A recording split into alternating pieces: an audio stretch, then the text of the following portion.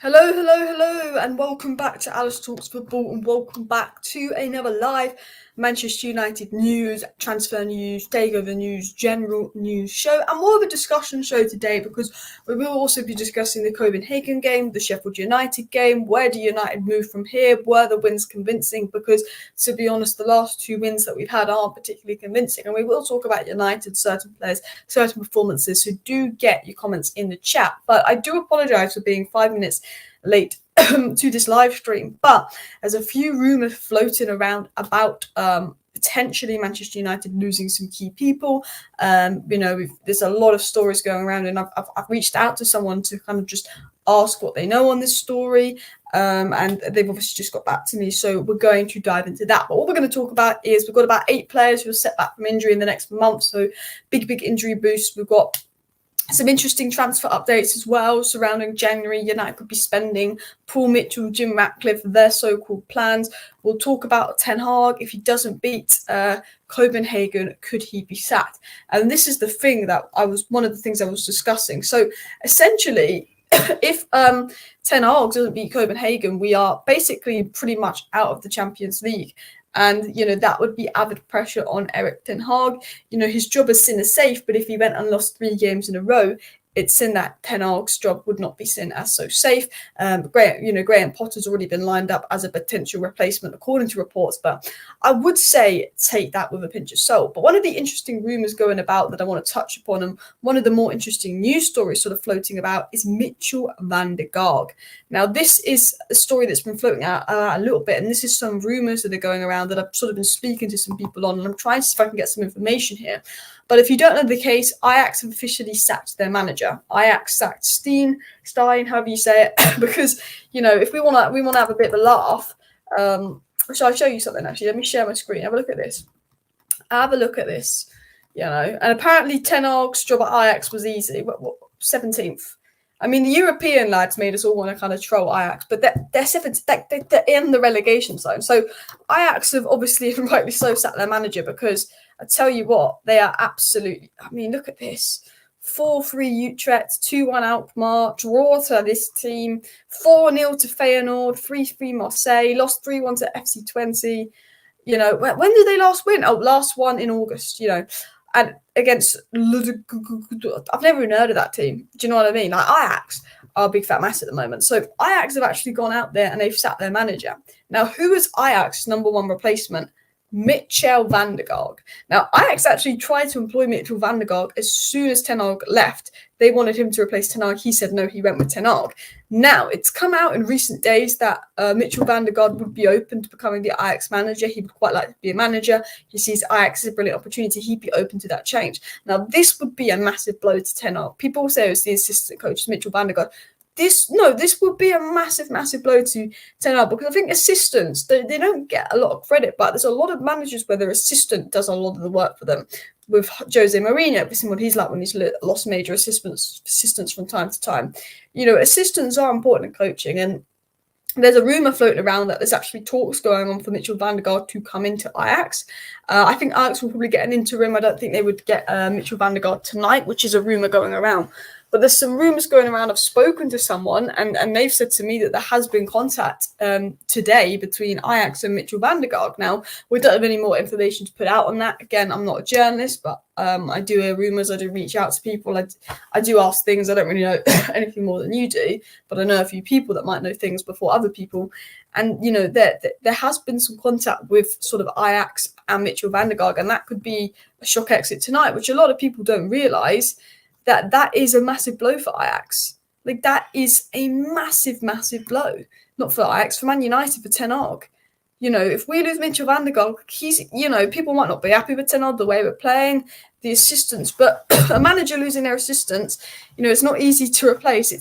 It's a bad thing. And I think, with the injuries, with the takeover almost seeming like a blow because it's going to be 25% for Sir Jim Ratcliffe, with everything that's kind of gone on at the club, the problems off the pitch, the takeover, the Glazers, all of this as well. It's really not ideal. And as Alex B says, if Erik Ten Hag loses his top assistant, it's not ideal. But we send top gaffers like Alex and Pep can deal with routinely changing them, which is true. Like, it would be a big blow for United, but I guess you can routinely change them. But I definitely think it's the last thing we need, because I think we need some stability at the club. I think we've had so many changes, so many players from different managers who are on the pitch that are trying to work so many different profiles. And I was on Saeed's channel earlier today, and one of the things me and Saeed were sort of speaking about was, this Man United squad, Bruno and Rashford, are they the problem? And I said, well, they've not been playing well, and if anyone that's playing well anyone that's not been playing well becomes a problem. But I said one of the biggest problems I've picked out from United is the differences in player profiles that we have. We don't have a team. I mean, this comes to the lack of director of football. But you look at our team: Bruno, Rashford, counter-attacking players. Martinez, possession-based player. Anthony, possession-based player. Casemiro, he's not a possession-based player. Mason Mount is not a possession-based player. So we've got a team where 50% of the team are possession-based players that are better in possession, like Anthony. He was miles better for Ajax when they were doing 1-2 technical possession-based football styles of play. And then you've got another 5 players who are actually counter-attacking players that aren't good at retaining the ball, keeping the ball, pressing it long. And the problem is, when you don't have the possession-based players and you have if you have possession-based players and counter-attacking players, but you don't have a team of counter-attacking players and you don't have a team of possession-based players, and to be a counter-attacking team, you need the athleticism off the ball, and we don't have that athleticism off the ball. You merge them together as a collective in a team, it does not work. And then with the injuries, you can't build that consistency. With the player profiles we have, the style of play we want to play doesn't suit all the players, and then it all becomes this big mess. And then that in January it's probably going to be disappointing. With Jim Ratcliffe coming in, we're not going to get that major change that we were hoping for. And you look at Man United as a collective, and you look at the fact that we brought in Mason Mount. I wasn't the biggest fan of us signing Mason Mount. I think he's a good player. I think he's been good for United this season. I'm not going to go in on Mason Mount because I think he's been one of our better players this season. But did Mason Mount fit the profile of players we needed? No. So you've got a director of football signing mixtures of players that that is partly on tenor because he wanted Mason Mount. You've got loads of inconsistencies within the squad, the style of players, the players we have. You've got the injuries. I think the last thing I want is for me, Man United losing, Eric Ten Hag's assistant coach. There's just too many things to work with, and I just think it's all frustrating, and it all feels negative as well. But yeah, people saying we're looking at Ancelotti. I mean, look, there was a rumour that United were looking at Ancelotti to replace Eric Ten Hag. I said I think he's going to Brazil next. I said I don't think it's true. I even think Jim Ratcliffe wants to bring Graham Potter in stories with a pinch of salt. I believe that Ten Hag's job is safe, but there is a feeling if he loses tomorrow, that is when his job becomes if he loses 3 Champions League games in a row, that's when the safety of his job is on a fine line. He's won those last 2 games. His job is kind of he can turn it around, but from what I'm hearing tomorrow, that could be a big blow to Ten Hag's job. And I just think at the end of the day, even if we finish 10th this season, you keep with Ten Hag, you keep with the manager, you give them the 3 seasons, you give them time, because I don't think Arteta worked overnight. I don't think Alex Ferguson worked overnight. Although I'm frustrated about the style of play, the way Manchester United are playing. I mean, I think, to be honest with you, I think the football we're playing is atrocious at the moment. The lack of style of play is atrocious. I think, for me, there's too many problems, too many inconsistencies. We've had players from 5-6 different managers that we're trying to integrate in. Probably 4 managers, actually. But it's just, for me, it's not worth having more changes. I think we need to keep something, or at least something in this football club needs to stay consistent now. I think we're at that point where it's can we just have some consistency? Hopefully something within this football club can stay consistent. Please do smash the likes, of course, subscribe down below as well. People saying it's all Eric Ten Hag's fault. Eric Ten Hag needs to step up. He needs to do better. He needs to stop playing underperforming players. We need to stop being so direct and erratic with the ball. And I have a lot of criticisms of Eric Ten Hag, but for me, I won't sack Eric Ten Hag. I'm not Eric Ten Hag out because I saw what he did last season. I've seen what he's done at Ajax. And we can't afford to sack another manager.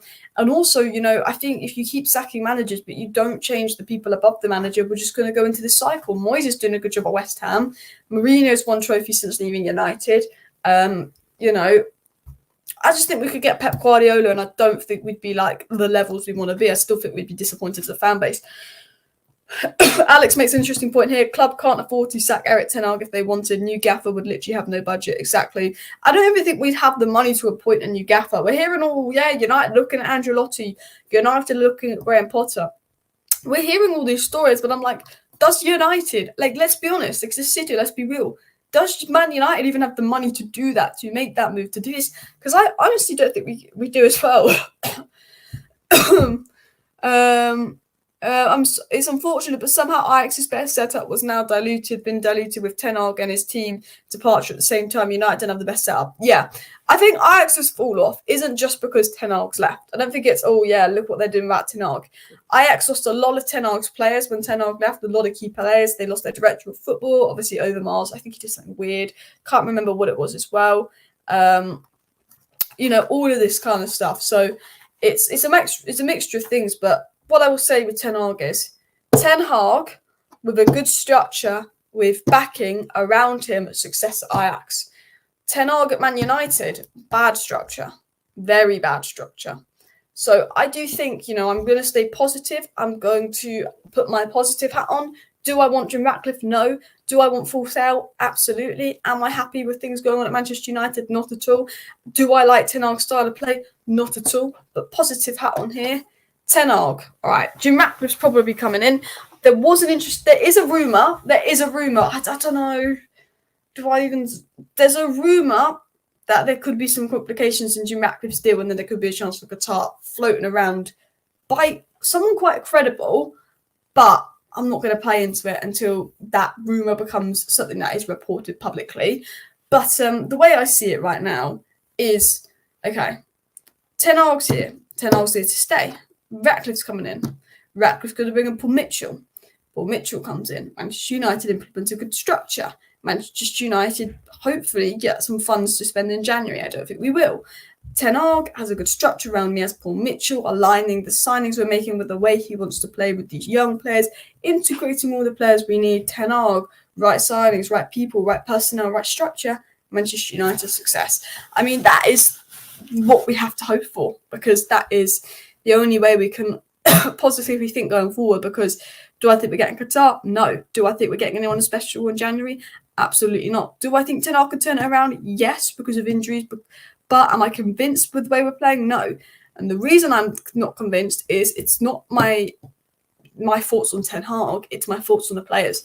When the going gets tough at Manchester United, do these players turn things around? Are our players known for being able to all of a sudden put some brilliant performances in and some brilliant form together when things go wrong? Not really. When things go wrong at Manchester United, it's just a hole that gets dug deeper and deeper and deeper. And every time we think that we've hit rock bottom, we still manage to find another rock bottom. I remember when we lost 5-0 to Liverpool under Ollie, and then we thought that was rock bottom.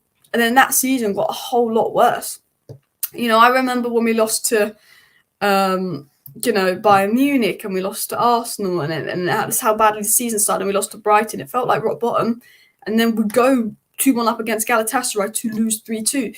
With Man United, with our team, with our squad, we always seem to find the new rock bottom. And that's always something that worries me because I don't know if I can trust these players to turn around. I actually don't have an issue with Ten Hag. I think he's got the quality in there to produce it and turn around our season. But I don't know if these players' heads are gone. There's a lack of confidence in our players. I don't think their heads are there. And that's something that I worry about as well. Potter's a good manager, but your Manchester United need more experienced manager. Keep the Ten Hag, I reckon. I agree. Look, I actually think Potter was a better manager than he was at Chelsea. But I think, you might as well give Ten Hag time. I don't think he's someone that, for me, I would want over Ten Hag, even if Ten Hag does start doing badly. For me, there's no point sacking the manager. We need to give him time to see how it plays out. He's not had the players in. People can say he's been backed, but actually, did we need Mason Mount? No. Maybe that is Ten Hag's fault. But for me, I want to see how he does when he does get that midfield and defensive profile in that he wants as well. Eric Ten Hag is the best manager. Why sack him makes no sense. Eric Ten Hag can change United if he gets the right players on. And that's what I believe. And I think, I'm not happy with the way we're playing. But we've seen so many times that we sack a manager, we buy a few players, it gets better, then it gets worse.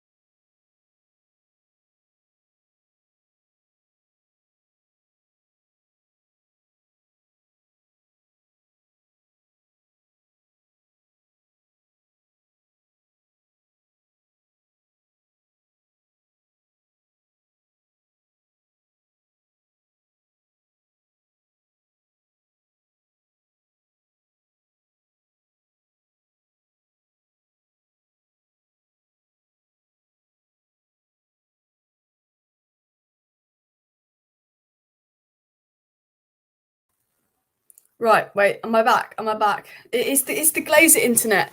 It is the Glazer internet. My internet is like Glazer internet. You know how the Glazers have managed Old Trafford and how Old Trafford's a big mess leaking. You know how the Glazers have managed our facilities. Well, my internet is like Glazer internet. 17 years of crap. And I changed it. I upgraded it, I improved it, and the internet has gone. And look, it could cut out again. I'm going to be honest with you, I'm using 4G, so I don't even know how stable this connection is going to be, but we are on 4G. We've just lost over 100 viewers now. We're in the live stream, and everyone's just gone and dipped now because of Glazer internet. You have to put the 50p back in the slot. So I was trying to get to some points. I was trying to get to some news, and then I completely just lagged out there for about 3 minutes because of bloody internet and all of that as well. But we are back. We are live. Let's talk about things. Also, want to take a moment for obviously Sir Bobby. This Copenhagen match will be a special tribute to him. And these players, you have to win anyway, but you are disgraced if you lose because one, we should be beating Copenhagen, but two, this match is for Sir Bobby. And as Nuruddin was saying, Sir Bobby isn't a Man United legend. He's a Man United icon. Legend, icon. And, you know, this match is going to be the tribute to Sir Bobby. If those players even think about doing what we know they do when things go bad, I will lose my mind with them. I will lose my mind with them as well. Alice, if he keeps playing Rashford and Anthony, it will cost Ten Hag's job. Yes and no. It's honestly, Rashford is a good player. We know Rashford's a good player, but when Rashford's bad, he's really bad. At the moment, Rashford is really bad. Anthony, I'm not convinced on Anthony. I do think we're a better team when Anthony plays, but I'm not convinced on him. I don't think he's good. I still don't know why we spent so much money on him, but it's a difficult one because you know what? This is talking in the Manchester Derby game. I was playing. This is going to be controversial. A lot of you guys are going to disagree with what I'm going to show you, but I was playing around with my Manchester United 11 for the Derby game, and do let me know what the quality is like because we are streaming on 4G here. But I was playing around with my Manchester United lineup for the Derby game, and one of the lineups I came across, and one of the lineups I was thinking was actually this, which has Anthony in, which you call me crazy. I said, for me, you know, Lindelof's been crap, so I'd probably play Reguilon left back, Delot right back, and then I'd have probably Maguire or Evans to go next to Varane because I think Lindelof's been crap. This is the Man City game, not the Copenhagen game. I went for Amrabat, Mount, Mejbri, and then I said, should we drop Bruno in a game as big as Man City because Bruno has the ability to make something out of nothing, and when you've got very little of the ball, you might need Bruno in the Manchester Derby. But then I said, am I always big on if you're not performing, you need to be dropped? Lindelof needs to be dropped for Maguire. Bruno needs to be dropped for Mount because Bruno's not performing. You know, this is the big dilemma. This is the big question. So I said, versus Man City, the way we beat Man City is what we do off the ball. The ground we cover off the ball, matching their athleticism, matching their press. Mejbri and Mount are going to cover the most ground. Is it, you know, should Mejbri get a go in? Tomonai's had a go in and he's crap. Mejbri can't be much worse than Tomonai and Bruno. Mejbri's been good when he's played.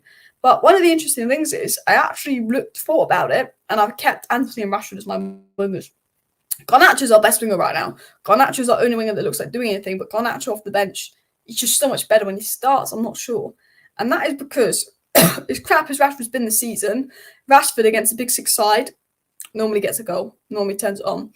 As crap as Anthony is, against Man City, he's going to need to press. We're going to need to keep our shape. We're going to need to have wingers that track back. Anthony does that. So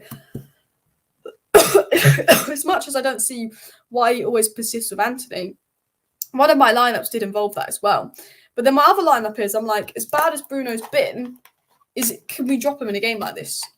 I don't know. My other lineup was the Diamond. Now, the Diamond didn't work last time we played it, but we played it with McTominay and Eriksen, who aren't as mobile as Mount and Mejbri, and they weren't getting wide enough or defending the wide areas, so the fullbacks were exposed. I generally think if we did the Diamond right, if everybody tactically followed their instructions and were positionally right, the Diamond would be our best chance.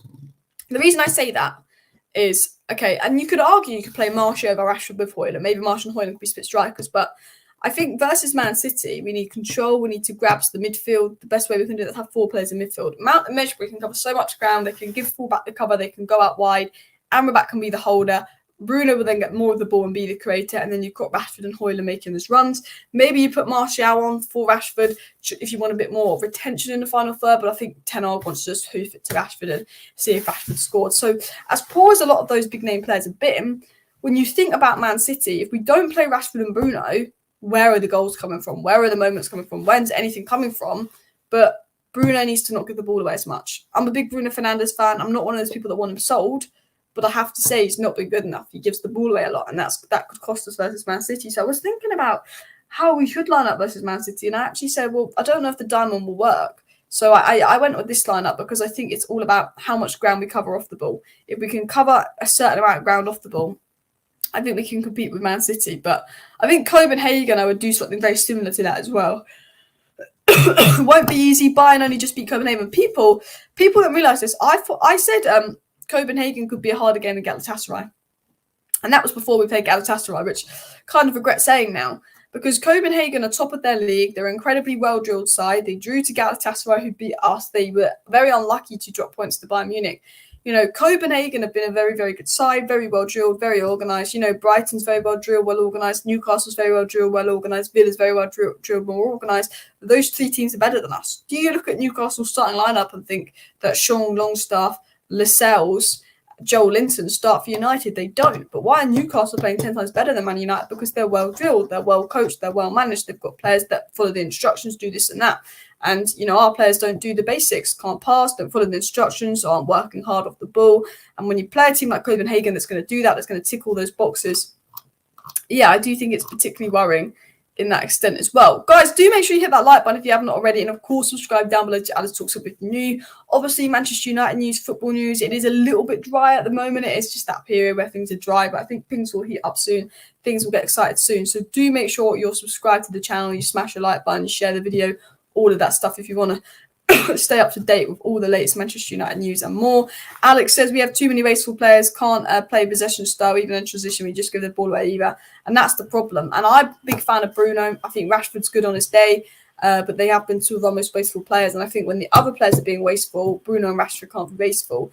And this is the thing. I think if you play Bruno with Amrabat and Neshri behind him, two possession-based players that can retain the ball, Bruno's ability to create, Bruno's ability to make something happen, is much more use because he gets the ball in better areas. The players behind him will keep the ball and he can make those risky passes and create things. With the way that Manchester United have been, with the way Man United are playing, everyone's giving the ball. Casemiro's giving away the ball. Casemiro's being erratic. Bruno's being erratic. Rashford's being erratic. You know, our defence is being erratic. We can't string passes together. And I'm worried about the Man City game because Man City have the quality where we can't string three passes together. Boom, it's 1-0 City. Boom, it's 2-0 City. But I'm worried about the Copenhagen game because I think they're so well drilled. They're going to be hard to break down. They're going to be running more off the ball. They're going to be working harder. And I think if these players don't turn up in terms of a physical sense, if these players aren't ready to fight, if these players underestimate Copenhagen and come up with their lazy levels, then we are really going to struggle. We're really, really going to struggle versus Copenhagen. And that's something that particularly worries me as well. Can't believe Eric Ten Hag brought Anthony for 90 million. I can't. Anthony, 90 million, that, you know, that is shocking. I look at it and I think our recruitment is dreadful. It is. I said, look, Anthony, 40 million, calm. And we spent 90 million on this guy. And even when before he played for us and he was bad, no one ever thought he was worth 85 million. It's ridiculous as well. Is Maino like back? Yeah, in the future, I'd like to see a lineup with Casemiro playing more at centre-back, Amrabat, Maino, Mount in the field. Could try that. Could be interesting, but I don't know if I want Casemiro at centre-back as well. We need Antonio Silva. Absolutely. Smash the like button if you want to see Antonio Silva as well. Maybe City will play their second string team. Honestly, Man City will probably beat us with their second team, though. That's the thing as well. Be lucky to get a draw tomorrow. We are due a draw. Yeah, we've had a draw. Yeah, have we? You know what? A draw isn't good enough. We have to win.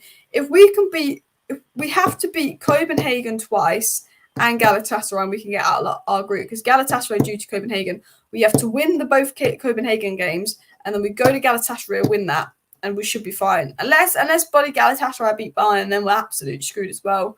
Alice, I'm dreading the City game of you. Absolutely dreading it as well. Yeah, Newcastle might win the group of death, while we could actually be rock bottom. I don't even know if I'd want us to go into Europa League because I'd be like, well, if we get knocked into Europa League, like we've got a good chance of winning it, but I don't think we'll win it. Liverpool will win it. So it's like we might as well just not be in the Europa League and just save time and focus on Premier League form. I'm not sure. But if we win tomorrow and Bayern win, there's definitely still hope as long as we can beat Galatasaray away. But what I want to see from United is some exciting, promising football. A lot of people have asked me what would my lineup be for the game. And look, I don't think Kobbie Mainoo is ready to start. So I'm not putting Kobbie Mainoo in my preferred lineup. I saw someone make a video and say, oh, they'd start Kobbie Mainoo, but this guy hasn't started since June. You know, as good as he was in pre-season, I think it would be crazy to chuck him in. And I'm a big Kobbie Mainoo fan, but I'm going to show you what I do. I'd probably go with Mount as a right winger, Mejbri instead of McTominay. McTominay, I'm sorry, 60 minutes, had about 6 passes. I don't care that he scored 3 goals, he's useless. Bruno, just because I think, you know what, Bruno will win your games. Amrabat, probably Garnacho, Højlund. This is what I'd do for tomorrow's game. I showed you what I'd do versus City. And then obviously these ones. You know what? Maguire. Part of me would put Evans in, but we'll put Maguire in because of form and we'll stop him in around rounds. Onana's been all right in the league, but Onana in the Champions League has been crap. Onana and Højlund are in like reverse, whereas Højlund's been amazing in the Champions League, but in the Premier League hasn't been as good. Not really his fault, he's not at the service. And Onana was quite good in the recent Premier League games, but it's been shocking in the Champions League. But I think this would be my lineup I'd play ahead of tomorrow's game as well. Whereas Gore, I like Dan Gore, but I wouldn't drop him in the Champions League must-win game. I don't think he's ready. Guys, we've got 420 people watching, so make sure you smash that like button. Of course, subscribe down below if you're new, share the video, all of that good stuff as well. No one's going to get Osimhen. Osimhen is some player as well. Winning Turkey's not going to be easy. The atmosphere will be terrifying. And that's the thing. I think we're screwed when we go. I think, you know, we saw our form away from home. Man United, when they're away from home and they're intimidated, these players get intimidated easy. We have to win these next 2 games versus Copenhagen. And then we have to at least get a result versus Galatasaray. And if we don't, we've got to beat Bayern. We can still get out of our group if we win every game. We can still easily technically get out of our group. But we're in a weird position now where, like, we have to win. And when Man United have to win, when there's pressure on Man United, they seem to be even worse. They seem to be bolling it. When things are good at United and there's not much pressure on them and things are nice and dilly-dally, you know, we're a much better side. But as soon as things start to get a bit rough, as soon as there's a bit of pressure on Manchester United, this team, these players, these people, I feel like things just absolutely drop. And that's something that massively worries me. But I probably play this as well. Imagine we drop Frankie de Jong in that lineup. Just imagine. This is the thing. Like, oh, you know, I still dream about Frankie de Jong. But you've got de Jong in here. That just looks so much better. Amrabat, Bruno, de Jong. You know, and if we actually sign a serious right winger, put Williams in there for now. You know, that looks like a decent lineup. And then you get your centre back in who's going to be, I don't know, we're going to sign. We'll put Silva in there. But imagine this. Let's say Martin is still injured. Imagine Antonio Silva, de Jong, Williams, Nico Williams. Then you look at that lineup, you go, "Phew, that's good." You know, it's only, you know, but unfortunately, we're a little bit washed on the lineup front. But you know what? We need that profile of midfielder because even Mejbri's more of a Bruno-like midfielder. We need Mainoo. We probably do need Mainoo back just for the sensibility of it. Because I actually think Amrabat, Mainoo, Bruno would be our best midfield 3 in terms of balance. But you could argue that actually maybe Mount deserves it over Bruno for current form. But I actually think that this would work the best. But I don't think Mainoo's going to be available in the slightest as well. De Jong's not come in time to move on. I never said he was. I think he's about to sign a new contract at Barcelona as well. I'd rather drop out of Europe altogether than Europa. We aren't doing anything in the Champions League. We wouldn't win Europa either, which is true. I mean, guys, would you rather finish 4th or 3rd in the group? Would you rather drop into Europa, or are you just like, nah, honestly, just take me out of the Champions League if we're going to fall out of the group? Which, honestly, is completely understandable because, absolutely shocking as well. I saw an interesting statistic here that I want to show you. I want to highlight this to you if I can find it here. Here we are. I'll tell you this because you know, people call us Manchester United. Well, the Chelsea goalkeeper did the exact same thing Onana did against Wolves, and we haven't had the media talking about it for a week, how Arsenal were robbed or anything like that. You know, but it's also the media treatment of Manchester United in this sense. You know, Manchester United, Man City got 10 penalties last season, we got 3. Do you know what I mean? We got less penalties than every Premier League team last season, and I think two of those 3 came in like the final few games. You know, and then penalty awarded this season, we've had 1. So we've had less penalties than everybody again this season and last season. You know, Man City have had 12 penalties in the space, we've had 4. That's 3 times more. And, you know, you look at it as well. Oh, that's a penalty. Oh, that's a penalty. Oh, that's not a penalty. not making an excuse because we haven't been good enough in any of those games to win them, but we definitely had no luck with penalties and stuff. I feel like the referees don't like us. Manchester City. Well, I think Liverpool had that dodgy VAR decision against Spurs. They made such a fuss that now you'll watch Liverpool get 10 really dodgy decisions that go their way. You're going to watch Liverpool get loads of brilliant decisions go their way because they made such a fuss at the fact that decisions didn't go their way, in that other game as well. Arsenal claiming they were robbed by VAR and they deserve to beat Chelsea. Look, maybe Arsenal could have got a bit luckier with VAR, but at the end of the day, yes, Arsenal had more of the ball. Yes, Arsenal attacked more, but I watched Arsenal versus Chelsea and Arsenal weren't good. Chelsea deserved to win. I don't know why Arsenal fans are saying, they were good versus Chelsea or they were robbed or they're unlucky to lose. These Arsenal fans completely and utterly in denial. Completely and utterly in denial as well. Canate should have been sent off as well for Liverpool, yeah. Old days we would have beat Bayern. I mean, we could beat Bayern at home. The thing is, I don't think Bayern are that good. We almost beat Bayern. We scored 3 goals against them. If it wasn't for the BS handball and Ericsson, we would have got a draw at the Allianz, which would have been a good result. We were really good against Bayern in the opening 20 minutes, and then we bottled it. Like, Bayern obviously a better team than us, but I think Bayern are there for the taking. We could beat Bayern at home. You never know as well.